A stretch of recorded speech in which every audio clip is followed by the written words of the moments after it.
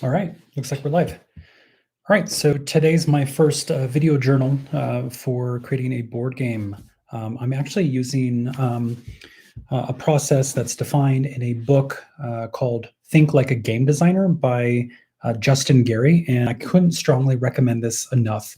It is a great book, and trust me, I've got tons of like board game design books, and they cover all kinds of topics and whatnot, but this is really the most comprehensive book that I've seen that really kind of walks you through from start to finish everything that you would go through as a designer to design your own board game. And so it's really cool. I'm also a UX designer. So in my profession, I design websites and digital applications and whatnot. And it's actually phenomenal how much he has kind of adopted many of like the design thinking in my world and brought that over to the discipline of board game design, which I just think is fantastic.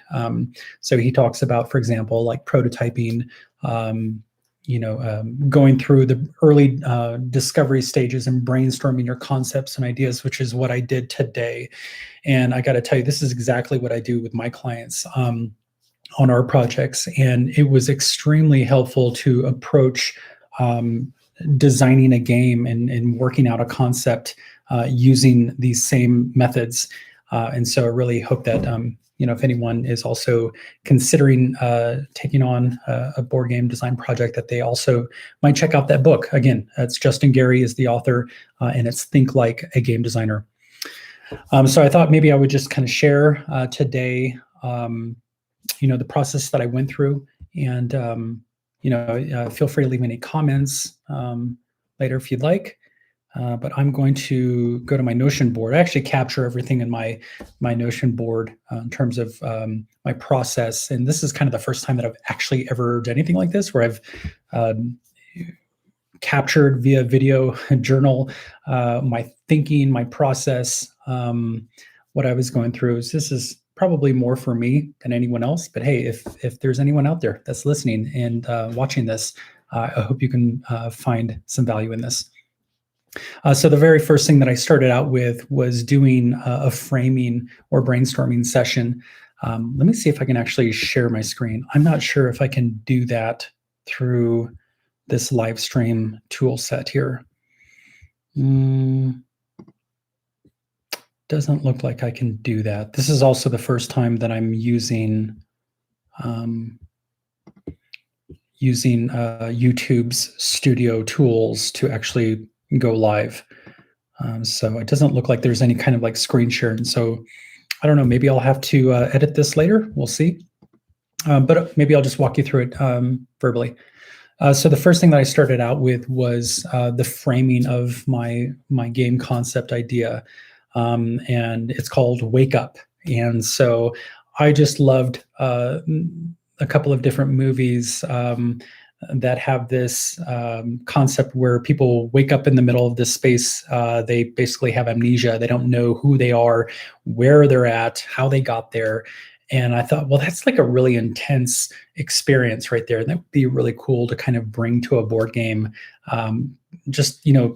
Playing on the whole anxiety and your emotional state at that time and not knowing what to expect.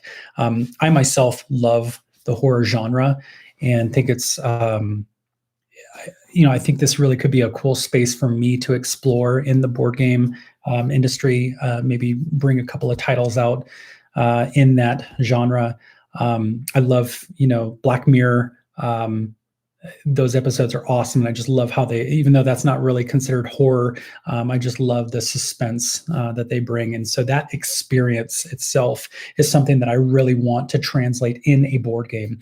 And so for me, like that's the challenge of it. I really want the challenge of trying to accomplish, some of those experiences of, feeling dread or fear, not knowing where you're at, feeling disoriented, feeling like you have like a lack of time to be able to respond or react in a situation.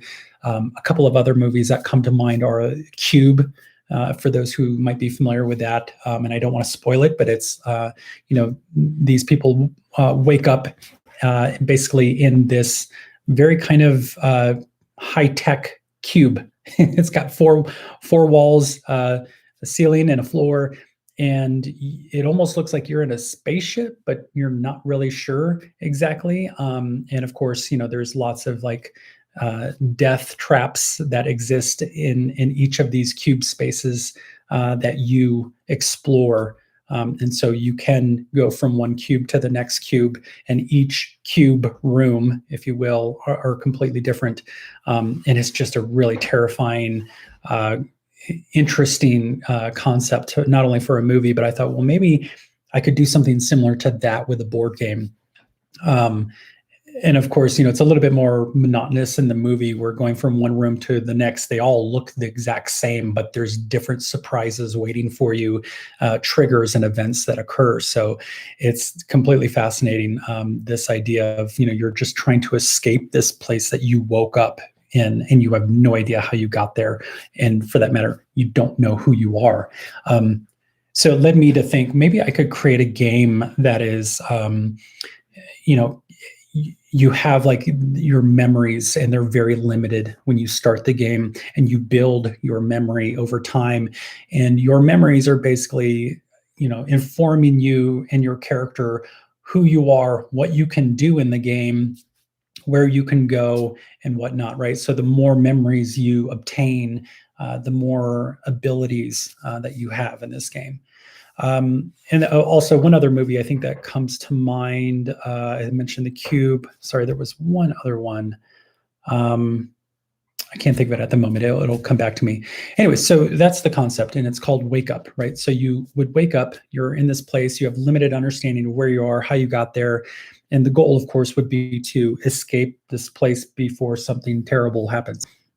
And so I started out my brainstorming session with that framing. And it's really important, and Justin talks about this in his book too, to start out with a very kind of loosely structured frame of, how you're going to coalesce your ideas and what you're going to brainstorm around. So the next thing that I did was to have I've got a big whiteboard, actually in back of me, you can probably see. And maybe you can even see some of the Post-its up there. I started out with a ton of Post-its, and I was just writing down ideas like crazy in this 20 to 30 minute brainstorming session.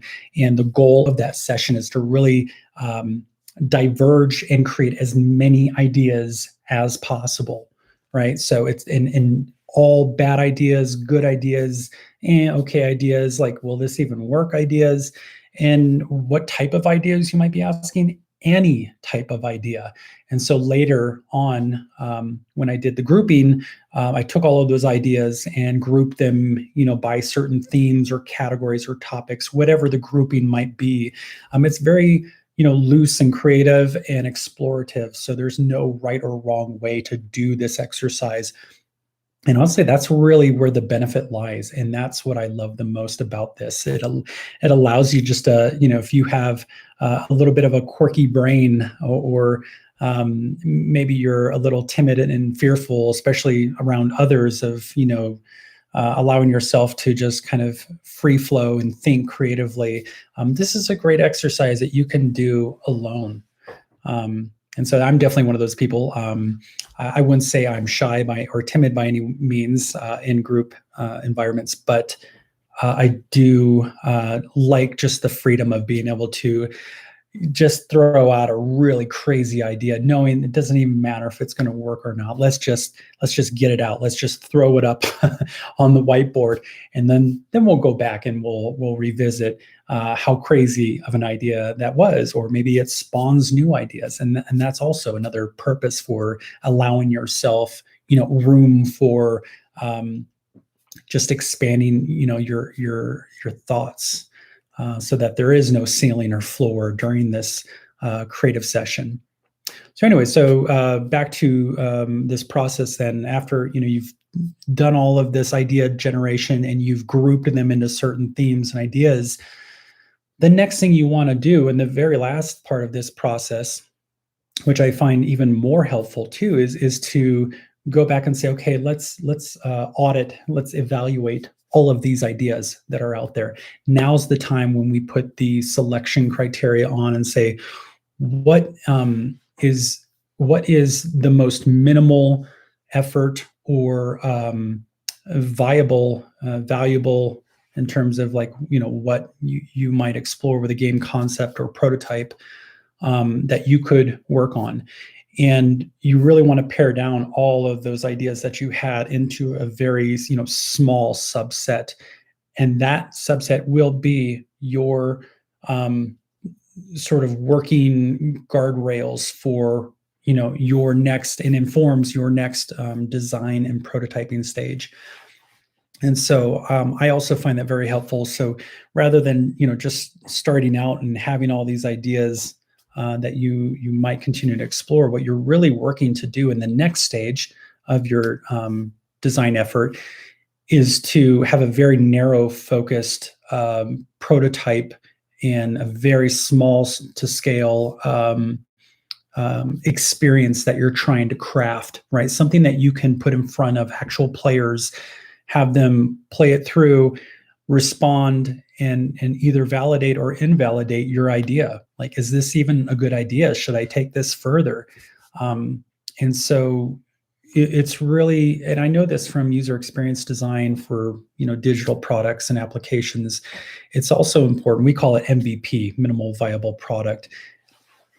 It's really important to have that smallest chunk of customer value that you can put in front of a user or customer, and you can get them to respond to and say, hey, we heard this from you. Is this what you really need? Is this what you're asking for?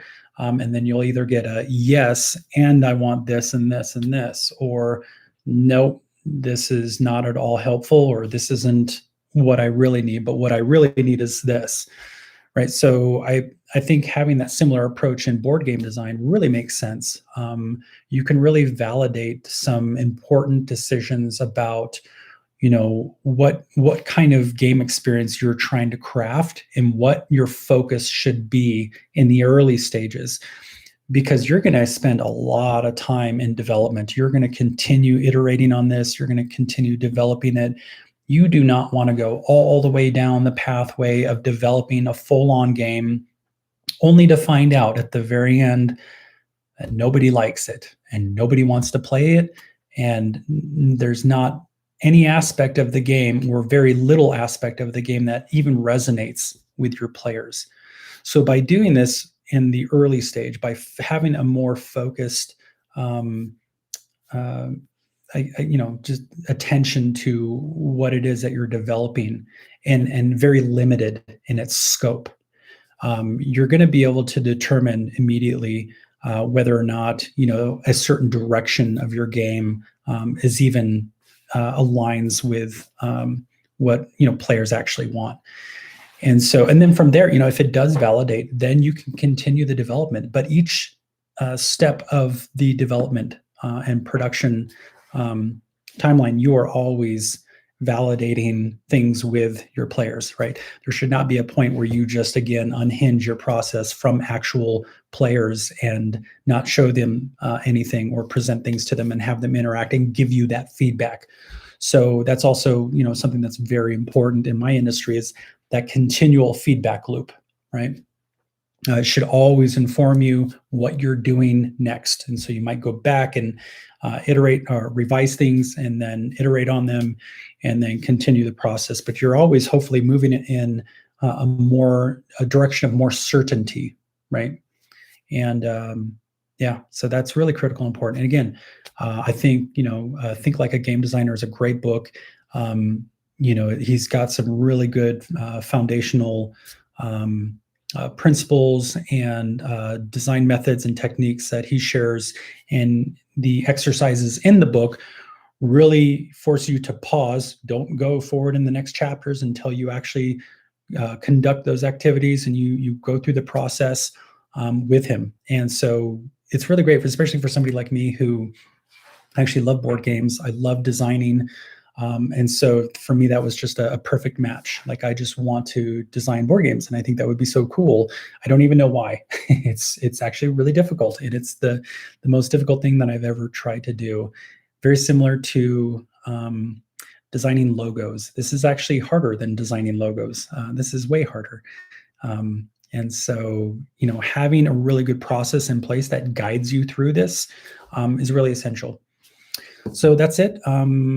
That's what I'm going to share today. And again, if there's anyone listening, or if there's anyone interested in hearing more, maybe I'll post some more.